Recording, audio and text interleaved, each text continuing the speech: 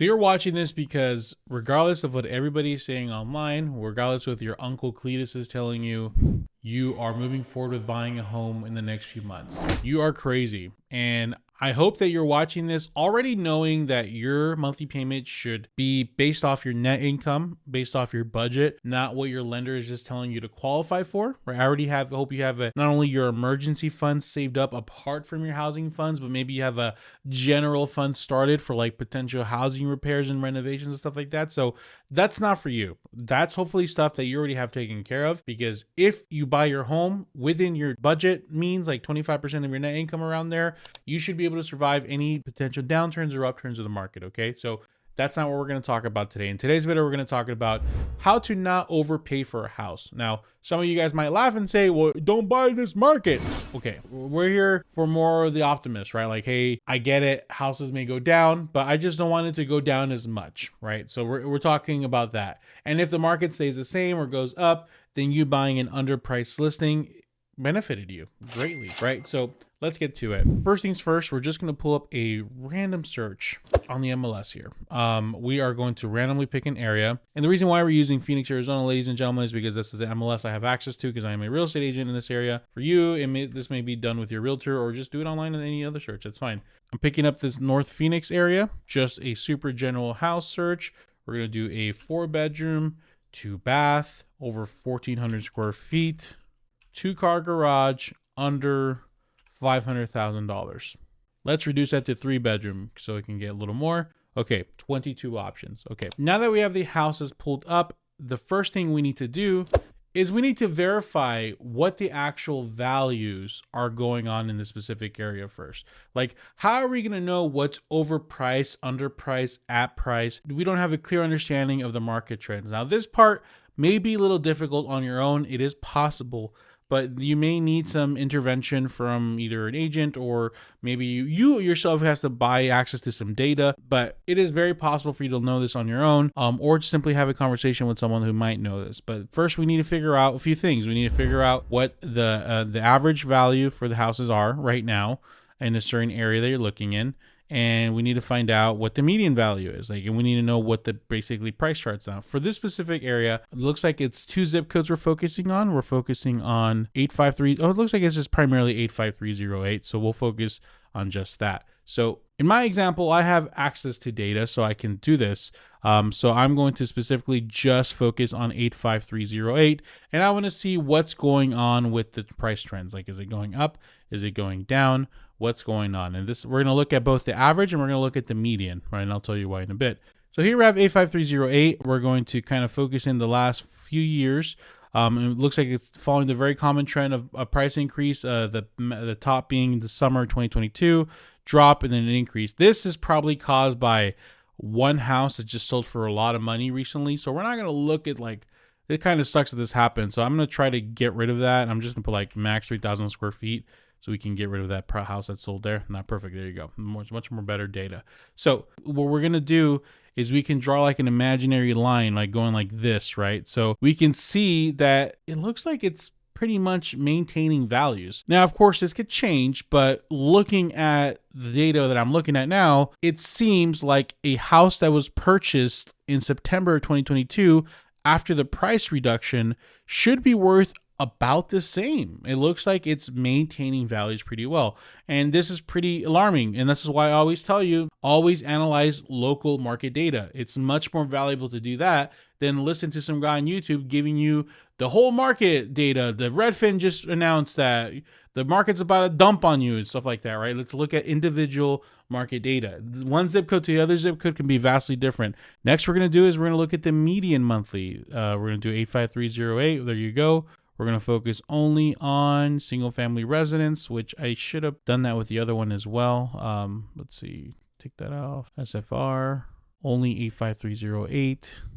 And we can see here that the median sales price, once again, there's that big spike because the house probably just sold for a lot more there. So we're not going to try to focus that, but we can see that the median sales price is about $479 to like what $530 range around. So the goal is trying to buy as under the median price as possible, because usually you're going to have a much better chance of keeping value or sustaining those values because more people buy below the median range rather than above it, right? If you're buying above the median, then you're buying usually the upper echelon of that area, and you're just going to have a harder time selling down the road. Now that we have a good understanding, just based off the data, the median is between like 480 to like 530, and the average is like 530-ish. Once we remove that really expensive sale, so like around 530, maybe 470 on the lower range. So if we get anything below 470, that's below the average sales price of that specific zip code, I'm considering that a win.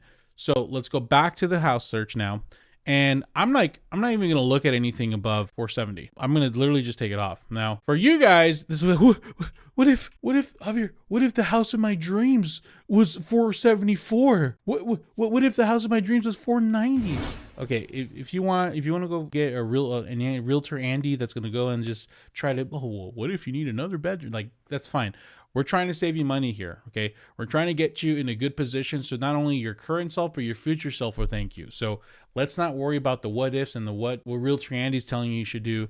Let's focus on trying to save you money. So we're under 470. Second thing of advice is we're not going to try to focus on the new listings, right? New listings are harder to get under contract below list price because they still have high hopes that they're going to sell for a lot more. Maybe if you're cash or something like that, you don't have to worry about that. But for most people, we're going to focus below that. So let's not worry about the new listings. We're going to focus on that. If we can actually rank this by days on market, it would be better. Let's see if I can do that here. Okay, it's days on market.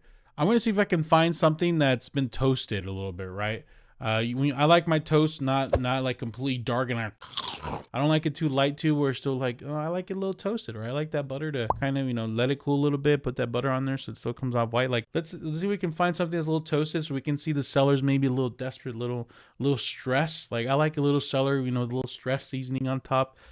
So we can find something that we can try to really take advantage of. So 41 days, 55 days. So, let's see this one has that 41 days. That's like about a month, almost a month and a half. 40 days on the market. It looks like it's an investor that owns the property. Okay, not too bad. So now once we start identifying houses, our next thing to do is we're going to look up what their equity position is. So tax information should be pretty available online in most states. All you have to do is go to your county assessor's office, look up the property address, and you can probably get a good idea of who owns it and what the loan that was taken out on it. So here in this specific house that I pulled up, it looks like they bought it from somebody for $315,000 in literally 3 months ago, right? So this is literally it's literally a flip. It's a flip. You know what we think about, flippers here in this channel. We don't like a flipper, but if we can take advantage of a flipper, why not?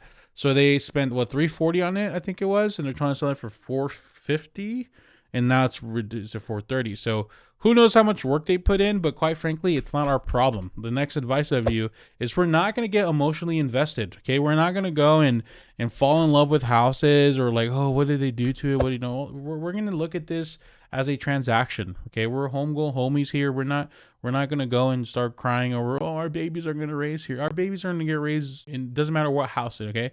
As long as you're there, they're going to be totally fine. But anyways, it looks like they spent a pretty good chunk of change on this house. Like they spent some money putting imaginary bedrooms in there. But, obviously I would not ever make a decision just by looking at it. I would go walk it first. But if we'll go look at it in person, and it's actually, they did a great job. The neighborhood's great. That pool pump looks newer. The yard looks really in good shape. Then we go take a look at it. This is where we kind of get creative. So we are under that 470, which is great. We know that they bought it for 340, which is great. They originally listed it at 450. Now it's priced at 430. Now the next thing I would do is I would run a comparable analysis for each individual house, right? So how we do that, I'm going to kind of show you. You're probably going to need some help doing this. Hopefully you have a really good person you're working with that can help you get something and give you is very data oriented. If you don't, you can always get an agent referral with my link below. So do that. In this example, this house is a 3-bedroom, 2-bath, 1,400 square feet with a pool. So I'm widowy, because I'm just a wee little baby. Gonna do a comparable search. Gonna do 3-bedroom, 2-bath, like a half-mile radius. That should be fine. But I'm gonna add it with the pool because that pool really does modify things for us. Okay, so there's 3 houses that are sold or for sale. Let's see what's going on here. We have a model match that sold for $315. We have one that's $1,469 for $360, $315. So I don't know about you guys, but I'm already seeing discrepancies, to say the least here. Okay. Let's go back a little extra 3 months to see if there's anything else that pops up. We have one that sold for 450. But that was a while ago. But basically everything else brings the values down pretty significantly. The one that I think resembles it the most is like literally model match is this one, and it sold for 315. Built in 1977. This one's built in 1977. It's the same house. It's just not in good shape. It's not in, obviously it's sold. Pool looks decent. It just looks like it's in rougher shape. It has like a picture of the realtor or the photographer there. Difference between hiring a realtor that knows what they're doing or not, right? Anyways, it needed work. Needed a lot of work. Yeah, obviously rougher shape. So this is pretty simple here. So what we do is we look at the amount of work that they did there. And if you don't know, ask somebody that does. But let's just say you talk to someone. You say, they spend about 40, 50K of repair renovations. Okay, cool. So let's do 50K. We know that this house sold for 315 in July. It is now October, 3 months worth of increase. We know based on the value, October, things were actually more expensive in October than they were now. It's not looking good. Let's say if they did spend 50K worth of repairs, then that means that house is worth like 380, like 390. So then I'm throwing an offer for this baby like 380 or 390. And I know their equity position, so I know and they're not making as much money as they'd like to, but they're making some money. And I would throw that offer. Now, here's the last piece of advice for you, and this one's very valuable. Have the ability to move on if you get rejected. I have a client right now. We're using the same strategy I just showed you in this video. You know, there's a really amazing house they found in a really great area they're looking for. Just needs work, and it's priced like $730, $740. And we've been pretty aggressive. Our first time we made an offer pretty aggressively. It didn't work out. Great. We waited like a month or a few weeks. We talked to them. They're like, yeah, you know what? We're making an offer again, but actually we're going to make it lower because the prices, are going down a bit. And the interest rates went up and the market's adjusting. So we feel the house is worth less. So then we offered $20,000 less than before. And they said no again. So we're just going to be persistent, and we're going to be friendly, but persistent. And if they keep saying no, then we just move on to another one. We just keep moving. We're not emotional Andes. We are home go homies here. We're making very logic-based decisions. We're going to put ourselves in a position where we can afford the house comfortably. We're buying it below market value. So regardless of what happens in the future, you're going to be put in a much better position. And those are my tips for not overspending for your house if you're looking to buy anytime soon. So let me know what you guys think, of course, in the comments below. And YouTube thinks you should watch this video next. So you should